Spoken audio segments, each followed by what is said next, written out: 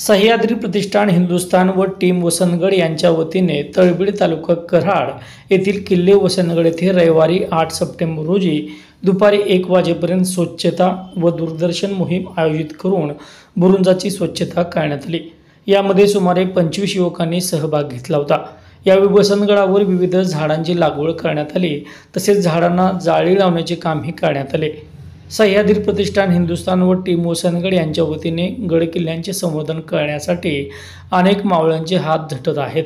आपल्या दैनंदिन कामातून वेळ काढून छत्रपती शिवाजी महाराज यांच्या पराक्रमांची साक्ष देणाऱ्या गडकिल्ल्यांचे संवर्धन व संरक्षण तसेच दुर्ग भ्रमंती यासाठी हे मावळे प्रयत्न करत आहेत। रविवारी वसंतगडावर सुमारे 25 युवकांनी विविध झाडांची लागवड केली, तसेच झाडांना तारजाळी लावण्याचे काम करण्यात आले। वसंतगडावर असणाऱ्या बुरुंजाची स्वच्छता यावेळी करण्यात आली। पाटण, कराड, सातारा भागातील युवक या मोहिमेत सहभागी झाले होते।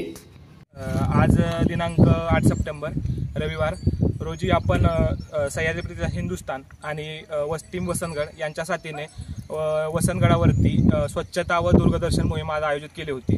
यात सुमारे 20 ते 25 मुलांनी सहभाग घेतला होता।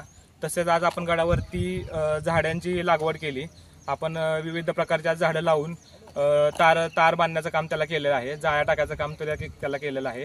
आणि आपण आज वसंतगडावरती बुरुजाची स्वच्छता केलेली आहे। तिथली झाडं उगवलेली ती आपण साफ केलेली आहेत वैयक्तिकरित्या। आणि याच्यामध्ये पाटण, कराड तसेच पाटण कराडमधली विविध सातारा भागामधली विविध मुलं सहभागी झाली होती। साधारण किती वर्षांपासून तुम्ही गड संवर्धनासाठी झटताय? आपली सह्याद्री प्रतिष्ठान संस्था ही गड संवर्धनासाठी जवळजवळ आज 15 वर्ष पूर्ण होतील। 2009 साली आपली सुरुवात झालेली आहे। आज 2024 साल चालू आहे। आपण पूर्ण महाराष्ट्रभर काम करत असतो। इतर म्हणजे भरपूर किल्ल्यांवरती आपलं काम चालू आहे। आपली संस्था ही महाराष्ट्रभर असल्यामुळे प्रत्येक तालुक्यात जिल्ह्यात आपलं काम चालू असतं।